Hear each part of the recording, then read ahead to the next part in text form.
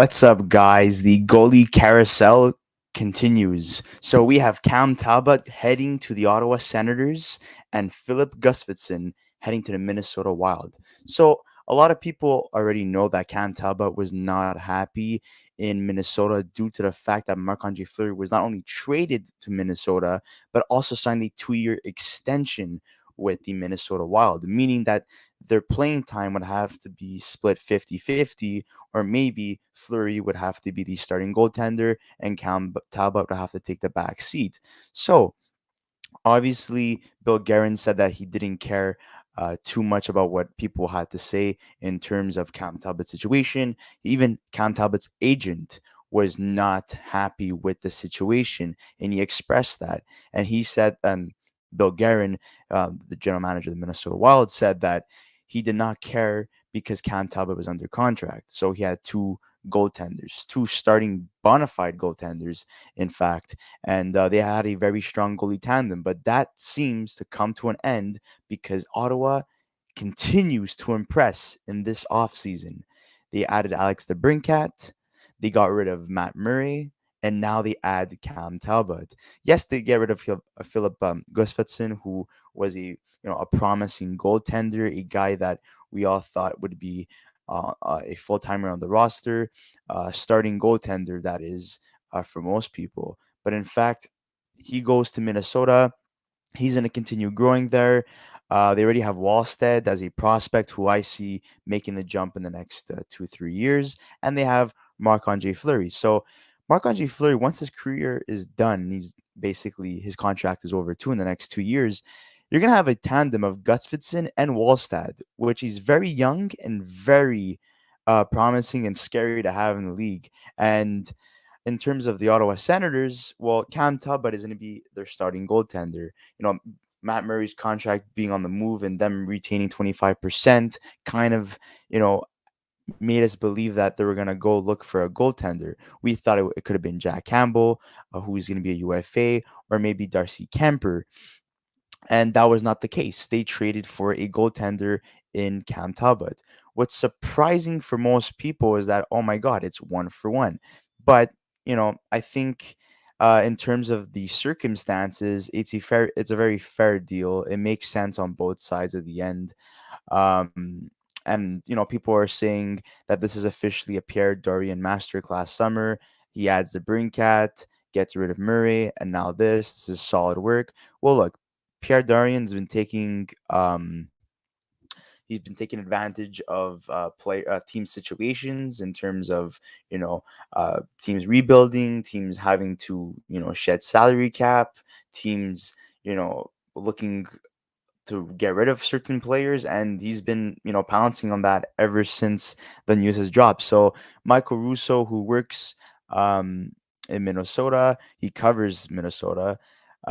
He says that no salary cap retention in Cam Talbot trades, so Minnesota suddenly have 4.279 million in cap space for Rossi, maybe Addison, Beckman, and any free agents they want to pursue.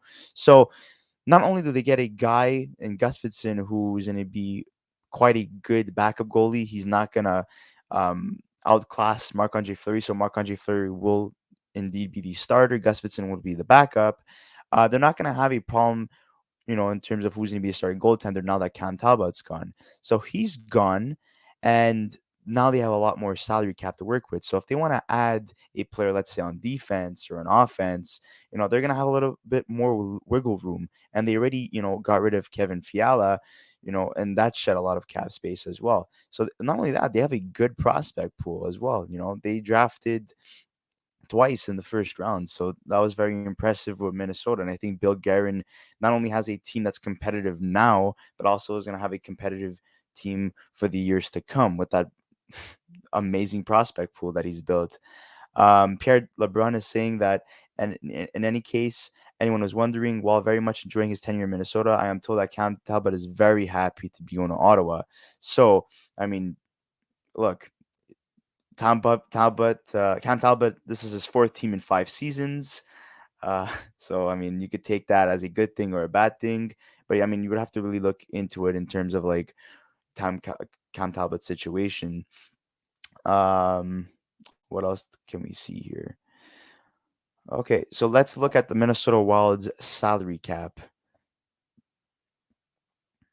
So as of right now, Minnesota has a projected cap space of $4.313 million in cap space. So, I mean, look, they're slowly, creating a lot more room.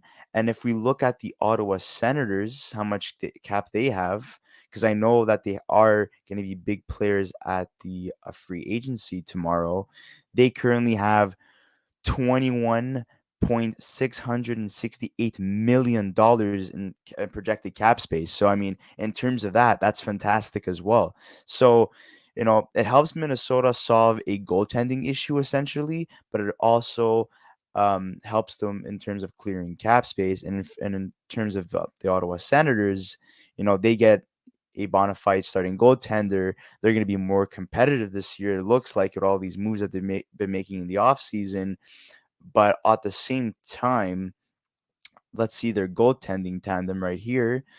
I mean, Tamba would obviously be the starter, but Anton Forsberg would be their backup goalie right now. So it looks like for Anton Forsberg and Cam Talbot would be the goalie tandem in Ottawa, and in Minnesota you have Filip Gustavsson and Marc-Andre Fleury. So let's see what else is going on here in terms of this deal. I think it's pretty much, clarify that it's one for one. But I want to hear your thoughts in the comment section below. Who won this deal? I want to hear what Minnesota fans are thinking about this. I want to hear with what the Ottawa Senator fans are saying about this. Is this a fair deal? Does Ottawa completely steal Cam Talbot from the Minnesota Wild, or is it more fair in terms of like looking at it at a logical point in terms of cap space, the free agency coming, and also the situation of the player that Cam Talbot is, and the situation he had to deal with in terms of having to compete with Marc-Andre Fleury as a starting goaltender. Um, the goalie carousel obviously is not going to stop here. You also have Samsonov was also let go from the Washington Capitals. He's going to be a UFA. So now with Cam Talbot off the board, there's going to be a lot more interest in terms of UFAs, obviously, like Jack Campbell and Darcy Kemper. But I think Darcy Kemper is heading to Washington and Jack Campbell is heading to Edmonton. Those are just my predictions. So Talbot was ranked 10th in the NHL for wins last year, had a .911 save percentage, and was an All-Star. Good luck in many. And Gus, welcome to Ottawa. Good luck in mini, Gus, and welcome to Ottawa, Cam. Let's want to look at their save percentages very quickly before we end this episode. Cam Talbot. Stats.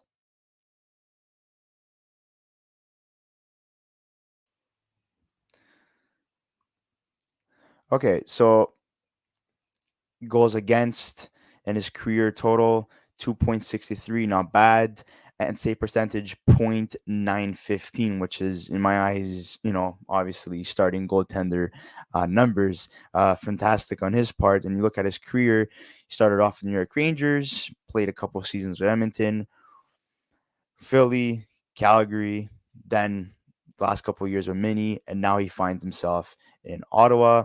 And in terms of Filip Gustavsson,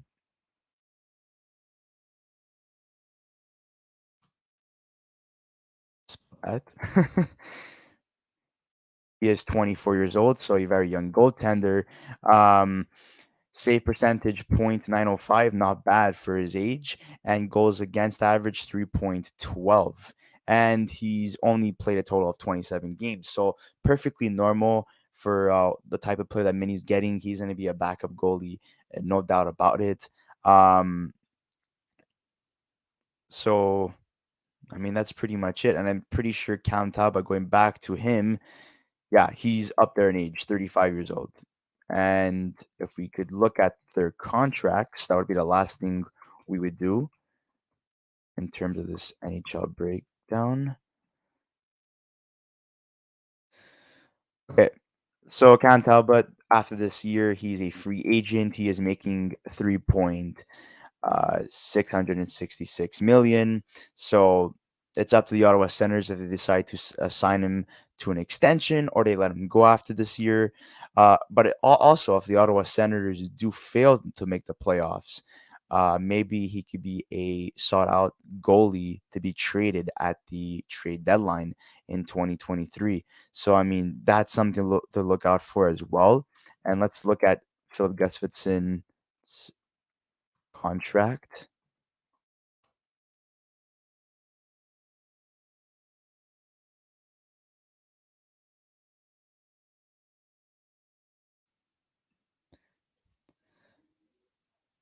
Yeah, he has 1 year left as well. He's being paid $787,000 essentially. And his cap hit is 1.575. So it's up to the Minnesota Wild as well to sign their guy past the season. But he's not going to cost much in terms of an extension, especially that he's going to be a backup goaltender. I think all that makes sense in terms of this trade breakdown.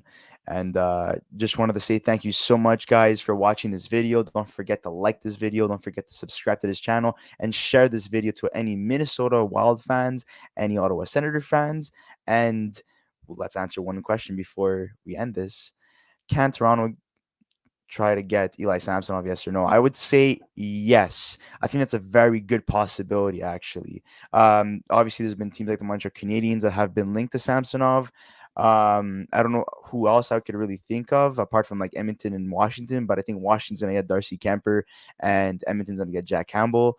Eli Samsonov, they still need another goaltender in Toronto. I don't think Matt Murray is the bona fide starting goaltender they're hoping that he could be, but you never know if he's healthy and he gets back to that Matt Murray that was the two-time Stanley Cup champion in Pittsburgh. That's very possible. So yeah, I mean, look out for that. I think the Leafs are looking for a goaltender. I actually predicted that the Leafs were going to trade for Cam Talbot because I saw Bill Guerin and Kyle Dubas talking at the draft floor. There was also pictures of them all over social media discussing something. I guess trade talks fell through, so that never happened. But yeah, look out for that, guys, and we'll see you in the next episode. Thank you so much for watching, guys.